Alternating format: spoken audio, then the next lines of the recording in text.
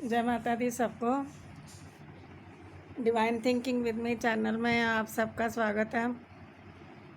मेरा नाम तो अब बार बार कहने की ज़रूरत नहीं है, आप सब जान गए होंगे, क्योंकि हर वीडियो में मैं अपना नाम अपना परिचय देती हूँ। फिर भी मैं बता दूँ, मेरा नाम सुनीता अरोड़ा, दिल्ली वैष्णो दरबार से मैं बात कर रही हूँ। आज एक बहुत अच्छा मेरे मन में आया, कुछ विचार आए, कुछ सोचा कि बहुत सारे लोगों के दुखों का कारण खुद को ही नहीं पता। तो मन में आया कि बता दूं, क्योंकि इसकी खोज आज मैंने करी है। मन में मेरे से पहले भी बहुत सारे लोगों ने करी होगी, क्योंकि हमारे ऊपर बहुत सारे लोग तांत्रिक क्रियाएं कर देते हैं और उन तांत्रिक क्रियाओं से हमारा जीवन जो है बहुत ही दुखद हो जाता है। हमें बहुत भयंकर परिणाम भुगतने पड़ते हैं और जो हमारे किस्मत में होता है वो हमको नहीं मिलता।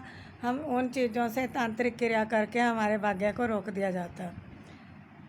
तो एक ने बोला कि हमारा घर को सुरक्षित कैसे किया जाए, क्योंकि कुछ लोगों को क्या होता है कि यही नहीं पता होता हमारे कुलगुरु कौन है, हमारा गोत्र क्या है, हमारी जाति क्या है, हमारे वंशज कौन से थे। तो जब तक हमारे को कुलगुरु का नहीं पता, जब तक हमें वंशज का अपने नहीं पता, वो किस जाति से बिलोंग करते थे, कौन से गोत्र से बिलोंग करते थे, हम उनको मान ही नहीं रहे, हम उनको याद ही नहीं कर रहे, तो वो हमारे ऊपर अपनी कृपा दृष्टि कैसे करेंगे। तो अगर हमें अपने घर को सुरक्षित करना, अपने परिवार को सुखी करना है, तो मेरे हिसाब से अपना कुलगुरु, अपने पितृ देवता, कुलगुरु और अपनी कुल देवी, उसके बारे में हमें पता होना चाहिए।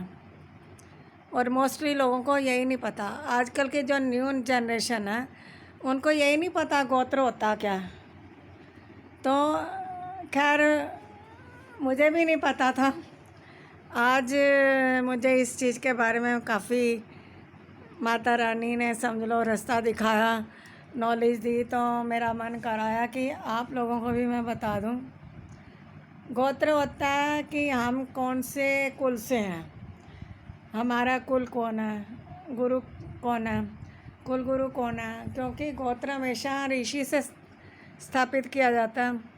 जैसे हमारा जो गोत्र है कौशल है, तो विशिष्ट ऋषि हुए, उनके जो बेटे थे उनका नाम कौशल था, तो हम उनके वंशज हैं। ठीक है, हम उनके बच्चे हैं, समझ लो। तो ऐसे ही सबके अपने अपने गोत्र होते हैं।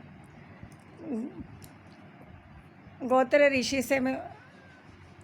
से गोत्र की उत्पत्ति होती है। अंगिरा ऋषि हैं, अगस्त्य ऋषि हैं, ऋषि पराशर हैं, कश्यप है, कौशल हैं, ऐसे सप्त ऋषि हुए। उनसे ही हमारे गोत्र हुए, हम उन लोगों की संतानें हैं। तो जब हम अपने कुलगुरु को याद नहीं करते तो कुलगुरु हमारे ऊपर कृपा कैसे करेंगे। नंबर 2, हमारे पितृ देवता, हमारे को यही नहीं पता हमारे बड़े बुजुर्गों की पूजा कैसे की जाती थी, क्या कारण था, किस तरह से वो हम उनकी पूजा करें, तो यही नहीं पता।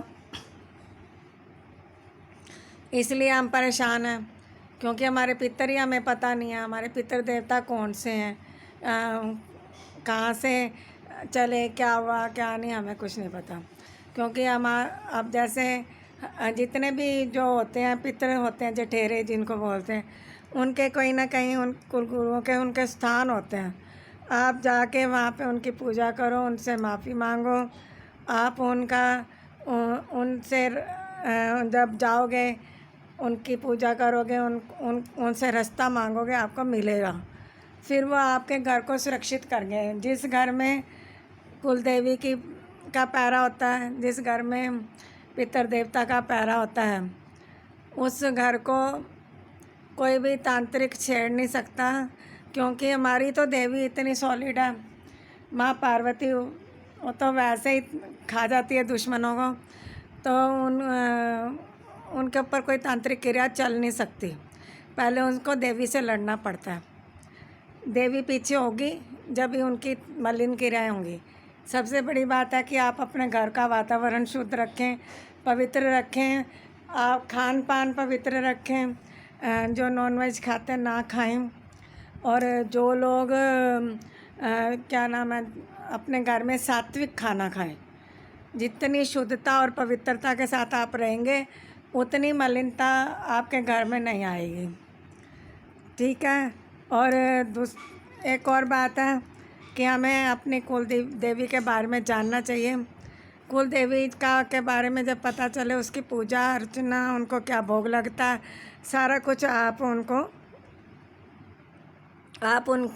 उनको दे सकते हैं और उनसे अपनी कृपा प्राप्त कर सकते हैं। और मुझे आज समझ में आया कि हमारे दुखों का कारण क्या है, क्योंकि हमारे वंशजों ने क्या किया। हमारे जो पितृ देवता हैं, जो हमारे बुजुर्ग एक्सपायर हो गए, चले गए दुनिया से, उनके कुछ उल्टे सीधे कर्म भी हमारे आड़े आते हैं। तो